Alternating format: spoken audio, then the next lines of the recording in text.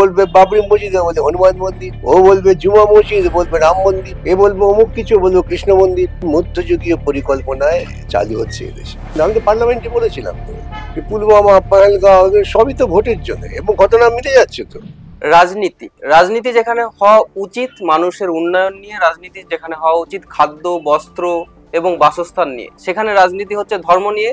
অন্তত ভারতবর্ষের রাজনীতি এটাই হচ্ছে বর্তমানে। এক সময় বাবরি মসজিদ ভেঙে রাম মন্দির হয়েছে, এবং এখন মুর্শিদাবাদে, পশ্চিমবঙ্গের মুর্শিদাবাদে সেই বাবরি মসজিদ আবার স্থাপন করবে, এবং সেটা করছেন হুমায়ুন কবির, তৃণমূল বিধায়ক হুমায়ুন কবির। এই নিয়ে আজকে আমরা আলোচনা করব বিশিষ্ট আইনজীবী এবং রাজ্যসভার সাংসদ এবং বিকাশ রঞ্জন স্যারের সঙ্গে। এবং এই যে স্যার, বারবার আমরা ধর্মের রাজনীতির দিকে ফিরে যাচ্ছি। একসময় আমরা দেখলাম যে, আমরা জানি বিজেপি যারা ধর্মের রাজনীতি করেন এবং করে যাচ্ছেন, বাবরি মসজিদ ভেঙে সেই জায়গাতে রাম মন্দির স্থাপন, এবং সেই বাবরি মসজিদ আবার সেই সমস্ত যে জল্পনা উস্কে দিচ্ছে মুর্শিদাবাদে। কি বলবেন? দেখুন, ভারতবর্ষ বিভাজিত হয়েছিল সাভারকারের নেতৃত্বে আরএসএস এর দ্বিজাতি তত্ত্ব। একদিকে ধুনো দিয়েছিলেন মুসলিম লীগের জিন্না, মুসলিম লীগ এবং আরএসএস যার হিন্দু মহাসভা ছিল, ভারতবর্ষ বিভাজনের জন্য তারা দায়ী। সেখানে মূল বিষয় ছিল কি, ধর্ম, ধর্মীয় বিরোধ, মানুষের জীবনের সমস্যা, নিরাপত্তা, এইসব প্রশ্ন ছিল না। ওদিকে ইসলামিস্টরা তারা ওখানে পাকিস্তান তৈরি করলেন, ইসলামিক রিপাবলিক। আজকে পাকিস্তানের হাল কি বুঝতে পারছেন। কিন্তু এই যে ভারতবর্ষে আমরা জন্মেছি, বড় হয়েছি, সেই ভারতবর্ষ একটা সংবিধান গ্রহণ করলো, যে সংবিধানের মূল বক্তব্যই হচ্ছে কিন্তু সামাজিক ন্যায়, অর্থনৈতিক ন্যায় প্রতিষ্ঠা করা, আর কি প্রত্যেক মানুষের চিন্তা ভাবনা সেসবকে সম্মান করা। তাই রাষ্ট্রের দায়িত্ব হচ্ছে প্রত্যেকটি মানুষের চিন্তা ভাবনা যাতে সুরক্ষিত থাকে, পাশাপাশি সেই চিন্তা ভাবনাকে বিকশিত করবার জন্য শিক্ষার ব্যবস্থা থাকে, এটাকে নিশ্চিত করা। সেভাবেই দেশ এগোচ্ছিল। কিন্তু আমরা ভারতবর্ষের মানুষ আমাদের প্রজাতান্ত্রিক যে অধিকার সেটা প্রয়োগ করতে ভুল করে বিজেপিকে ক্ষমতায় আনার পর আমরা কি দেখতে পাচ্ছি, যে ভারতবর্ষের মানুষের কাছে যেন দাঁড়াচ্ছে একমাত্রই সমস্যা ধর্ম। মানে ওদের ধারণা হচ্ছে যে ধর্মটা এত ক্ষুদ্র যে তাকে বাঁচাবার জন্য যদি আমরা গুন্ডামি করে লোকজন না জড়ো করি, তাহলে ধর্ম বাঁচবে না। সেই জন্য বিজেপি, বিশেষ করে মোদী ক্ষমতায় আসার পর চারিদিকে এই বিজেপি আরএসএস এর যে বিভিন্ন বাহিনী, তারা ধর্মীয় উত্তেজনা সৃষ্টি করছেন, ভারতবর্ষের প্রধানমন্ত্রীও করছেন। অর্থাৎ আরএসএস চায় ধর্ম নিয়েই ভাগ করতে। পশ্চিমবঙ্গ ওদের ক্ষেত্রে একটা বড় বাধা ছিল, কারণ পশ্চিমবঙ্গে বামপন্থীরা তারা মানুষের জনচেতনায় ধর্মের প্রভাবকে কখনো রাজনৈতিক অঙ্গনে আনতে দেননি। যার ধর্ম করছে সে করছে, লোকে কালী পুজো করছে, দুর্গা পুজো করছে, কেউ হরি সংকীর্তন করছে, যে যার মতো করছে, কোনো অসুবিধা ছিল না। কিন্তু সেটার সঙ্গে রাজনীতিকে গুলিয়ে দেওয়া যায়। চেষ্টা হতে থাকলো যে পশ্চিমবঙ্গকে কিভাবে এই যে কালচারটা সেটাকে ভাঙা যায়। ওরা সফল হলো মমতাকে সামনে রেখে, এবং মমতা ক্ষমতায় এসেই ধর্ম এবং রাজনীতির একটা সুন্দর খিচুড়ি দিয়ে খেতে দিলেন। আর প্রচার আছে, ব্যাপক প্রচারে, যার ফলে পশ্চিমবঙ্গে আমরা দেখতে পাচ্ছি এই সময়ে মানুষের জনজীবনের সমস্যা, শিক্ষা, স্বাস্থ্য, বেকারিত্ব, এসব কোনো বিষয় না। বিষয় হচ্ছে হনুমান হবে না, হনুমান মন্দির হবে না মসজিদ হবে। ভাবটা যেন এই যে মসজিদ না হলে আল্লাহ থাকবে না, আর হনুমান মন্দির না হলে রাম থাকবে না, এই যাদের চেতনা। এবং সেই চেতনা যখন রাজনৈতিক দলগুলো তার হয়ে প্রচার করেন, তখন বুঝতে হবে যে আমরা ক্রমশ পেছন দিকে হাঁটছি।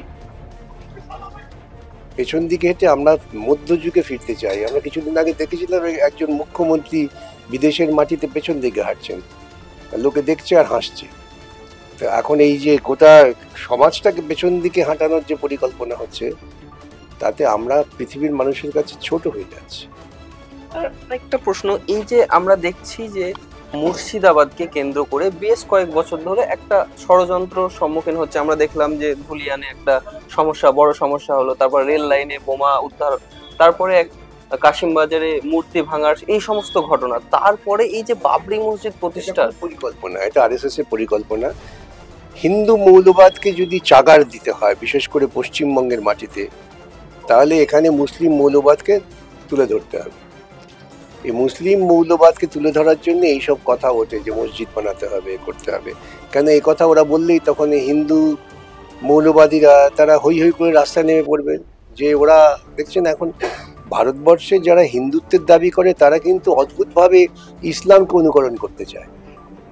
দেখবেন ওরা বলে ওরা যদি মসজিদ করতে পারে আমরা করবো না কেন, ওরা যদি কি আমরা দেবো না কেন। মানে আমরা হিন্দুরা মুসলমানদের যে প্রথা সেই প্রথার অনুগামী হয়ে যাচ্ছি। আমাদের যে শ্রেষ্ঠত্ব বলে দাবি করি সেই শ্রেষ্ঠত্ব আমরা প্রমাণ করতে পারলাম না, আমরা ওদের লেজুর বৃত্তি করছি। এটা করে ওরা প্রকৃতপক্ষে দাঙ্গাটাকেই বাঁধাতে চায়, আর কিছু না। মুর্শিদাবাদ আজকে যে ঘটনা ঘটছে সেটা হচ্ছে 26-এর নির্বাচনের আগে হিন্দু মৌলবাদ চাগার দেওয়ার জন্য মুসলমান মৌলবাদকে লালন পালন করা হচ্ছে, তারই পরিণতি হচ্ছে। এবং এই বাবরি মসজিদ ঘোষণার পরে হিন্দু মহাসভার একজন বলেছে 1 কোটি। এইটাই দেখবেন, ও বলবে বাবরি মসজিদ, বলবে হনুমান মন্দির, ও বলবে জুমা মসজিদ, বলবে রাম মন্দির, এ বলবে অমুক কিছু, বলবে কৃষ্ণ মন্দির। মানুষের যন্ত্রণা, চাকরি নেই, শিক্ষা নেই, কৃষকের ফসলের দাম পাচ্ছে না, বলে ওসব কি হবে? তুমি মন্দিরে গিয়ে প্রার্থনা করো, সব মিটে যাবে। এই মধ্যযুগীয় পরিকল্পনায় চালু হচ্ছে এদেশে। এবং মুর্শিদাবাদে নাকি রাম মন্দির হবেই তো, দেখবেন। হবে না, এই উত্তেজনা চলবে, উত্তেজনা ভোটটা করার চেষ্টা করবে। হয় রাম থাকবে, নয় মসজিদ থাকবে, একই হলো। মুদ্রা রিপিট ওপিট আমি বলি না কি, মুদ্রা রিপিট।